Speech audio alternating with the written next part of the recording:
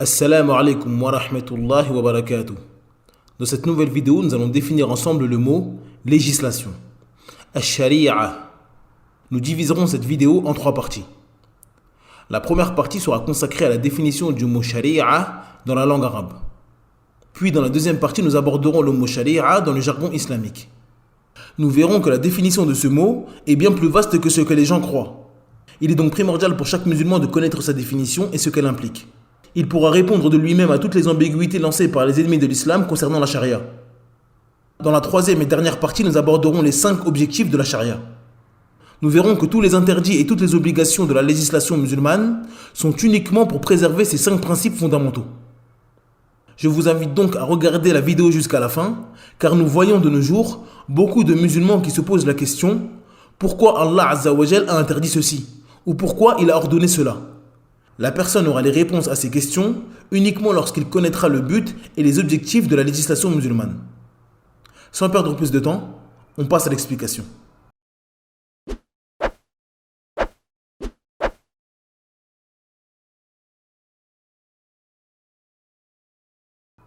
Bismillahirrahmanirrahim. Alhamdulillahi rabbil alamin. والصلاة والسلام على أشرف الأنبياء والمرسلين نبينا محمد وعلى آله وصحبه أجمعين أما بعد. La définition du mot sharia dans la langue arabe. L'origine du mot sharia vient des 3 lettres shin, ra, ayn, qui forment le verbe shara'a, qui consiste à ouvrir une chose pour effectuer son prolongement. Dans la langue arabe, le mot sharia signifie abreuvoir. Il consiste à prendre une source d'eau afin de la prolonger pour abreuver les gens ou les animaux. Il doit être vaste et ne doit pas s'interrompre. La définition du mot sharia dans le jargon islamique. Le mot sharia peut vouloir dire plusieurs choses dans la bouche des savants de l'islam. Le premier sens est ce qui englobe la croyance musulmane et les actes. Cheikh al-Islam Ibn Taymiyyah rahimahullah a dit « Les mots sharia, shar'a ou shira'a inclut tout ce qui vient de la législation d'Allah comme croyance et comme œuvre. » Fin de citation. Le deuxième sens donné au mot sharia est la compréhension des sentences religieuses. Cheikh al-Islam Ibn Taymiyyah rahimahullah dit la sharia, c'est l'ordre, l'interdiction, le halal, le haram, les obligations, les peines légales, les sunnahs et les jugements. Fin de citation. Le troisième sens donné au mot sharia est la croyance des gens de la sunna. Cheikh al-Islam Ibn Taymiyyah rahimahullah dit encore la sharia, c'est les croyances qu'ont les gens de la sunna, comme la croyance que la foi est parole et œuvre, qu'Allah est décrit avec les attributs qu'il s'est attribués lui-même ou par le biais de son messager, ou que le Coran est la parole d'Allah non créée. C'est dans ce sens qu'Abu Bakr al-Ajurri a écrit son livre Ash-Shari'a, ou Ibn Battah avec son livre Al-Ibana an Shari'ati al-Firqati al-Najiyah, qui signifie en français l'éclaircissement à propos de la charia du groupe sauvé. Le lien entre la définition dans la langue arabe et le jargon islamique. Le mot sharia dans la langue arabe comme dans le jargon islamique est un abreuvoir, une source dans laquelle on puise et qui ne s'interrompt jamais. Après l'étude du mot sharia, on s'aperçoit donc que la sharia est l'islam et que l'islam est la sharia. Nous voyons donc la gravité de la parole de certains qui disent « Lorsque je suis en France, ma sharia c'est la République » ou « La France applique plus la sharia que les pays musulmans ». Il ne fait aucun doute pour celui qui raisonne que ces paroles sont des paroles de mécréance. Les 5 objectifs de la sharia. Toutes les prescriptions de la sharia ont pour objectif de préserver ces 5 principes fondamentaux. Ces 5 objectifs possèdent tous 3 caractéristiques. Ils sont un cas de force majeure et indispensable pour l'être humain. L'être humain en a besoin pour vivre correctement et ils améliorent les conditions de vie de l'être humain. Sans l'application de ces 5 objectifs, l'être humain aura une vie misérable et pleine de contraintes. Tous les ordres qu'Allah Azza wa Jal nous donne ont pour but de concrétiser ces 5 objectifs. Et tous les interdits qu'Allah Azza wa Jal nous impose sont pour préserver ces 5 objectifs. Tout acte qui met en péril ces 5 objectifs est sévèrement puni par la législation. Le premier objectif est la préservation de la religion. Il y a énormément de textes qui appellent à la préservation de la religion. La plus grande cause de la préservation de la religion est sa mise en pratique. Les textes qui appellent à l'attestation de foi, l'accomplissement de la prière, la zakat, le jeûne, le hajj ou autres permettent la préservation de la religion. Donc la préservation de la religion passe en premier lieu par son application et ne rien vouloir d'autre que ce qu'Allah Azza wa Jal nous a prescrit. Allah Azza wa Jal dit وَمَنْ يَبْتَغِ غَيْرَ الْإِسْلَامِ دِينًا فَلَنْ يُقْبَلَ مِنْهُ وَهُوَ فِي الْآخِرَةِ مِنَ الْخَاسِرِينَ. Dans la sourate 3, au verset 85, d'après la traduction approximative, Allah Azza wa Jal dit et quiconque désire une religion autre que l'islam ne sera point agréé et il sera dans l'au-delà parmi les perdants. Allah Azza wa Jal dit aussi Inna ad-dina 'inda Allahi al-Islam. Dans la sourate 3 au verset 19, d'après la traduction approximative, Allah Azza wa Jal dit certes, la religion acceptée auprès d'Allah est l'islam. Allah nous informe que la religion qu'il a choisie pour nous est parfaite et n'a pas besoin d'ajout. Il est donc formellement interdit d'y enlever ou d'y ajouter quelque chose, car il s'agit de la religion d'Allah Azza wa Jal, l'omniscient.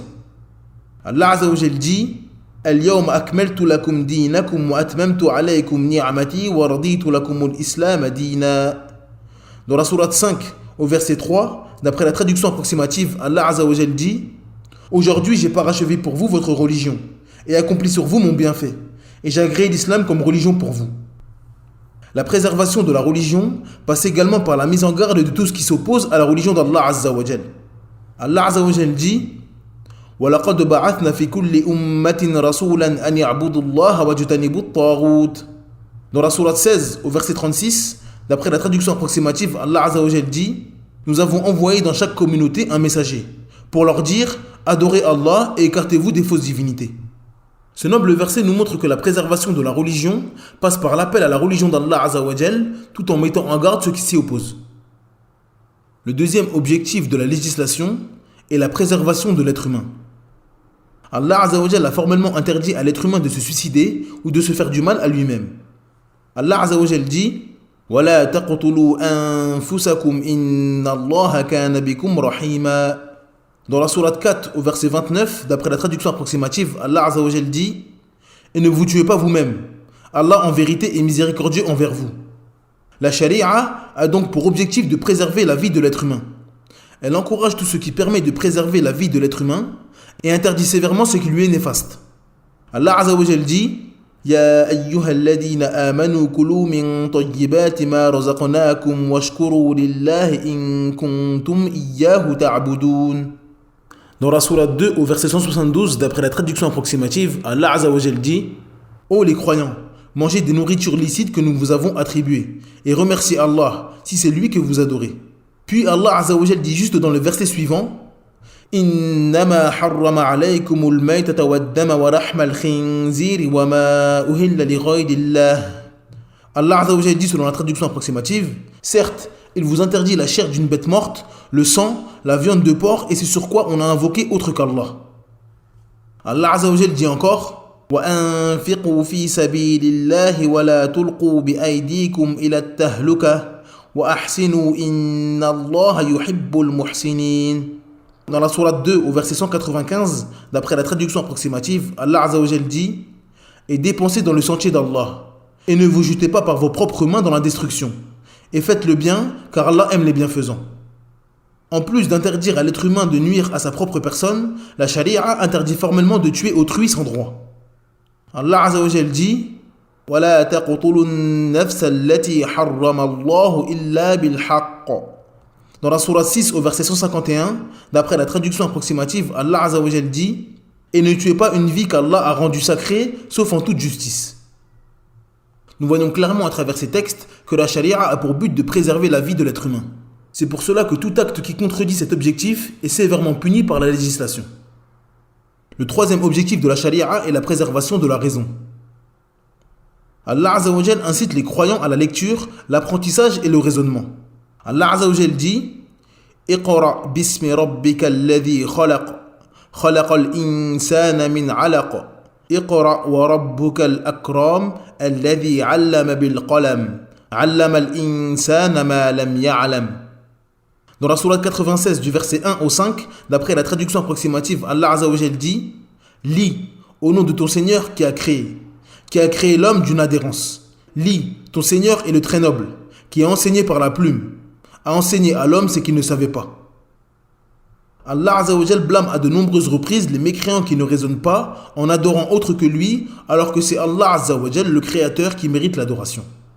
Allah Azza wa Jal dit: أرأيت من اتخذ إلهه هواه أفأنت تكون عليه وكيلا أم تحسب أن أكثرهم يسمعون أو يعقلون إن هم إلا كالأنعام بل هم أضل سبيلا.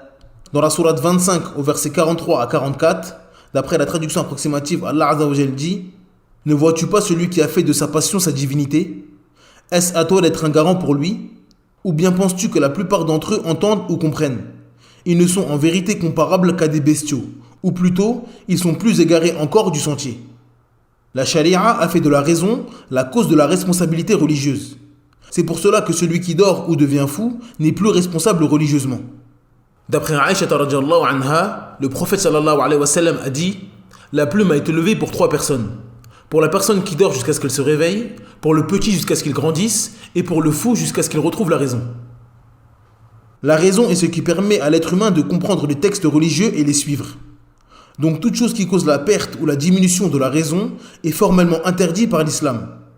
C'est pour cela que la législation nous interdit de frapper quelqu'un au visage, de consommer de l'alcool ou des drogues.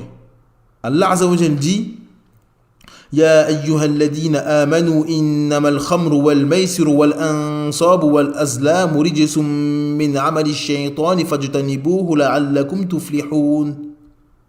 Dans la sourate 5, au verset 90, d'après la traduction approximative, Allah Azza wa Jal dit: Ô les croyants, l'alcool, le jeu de hasard, les pierres dressées, les flèches de divination ne sont qu'une abomination, œuvre du diable.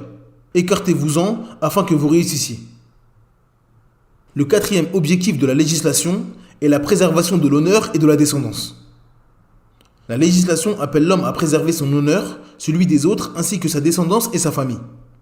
Le chemin pour préserver la famille est le mariage.